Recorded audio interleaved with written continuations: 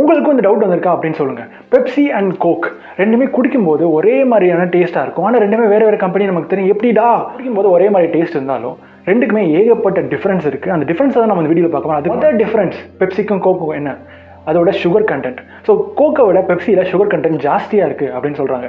ரெண்டாவது விஷயம், so Pepsi வந்து ஒரு டைவர்சிஃபைடான ஒரு கம்பெனி. அவங்க வந்து வெறும் இந்த சாஃப்ட் ட்ரிங்க்ஸை மட்டும் இன்வெஸ்ட் பண்ணல, அவங்க வந்து ஃபுட்ஸு, ஸ்நாக்ஸ், இந்த மாதிரி நிறைய விஷயங்களில் அந்த கம்பெனியோட ப்ரெசன்ஸ் இருக்குது. ஆனால் கோக்கை பொறுத்த வரைக்கும் ஒரு ஃபோக்கஸ்டான ஒரு பிஸ்னஸ் மாடலை ஃபாலோ பண்ணுறாங்க. சாஃப்ட் ட்ரிங்க்ஸ், பிவரேஜ் இண்டஸ்ட்ரியில் மட்டுமே ரொம்ப ஃபோக்கஸ்டாக இருக்காங்க.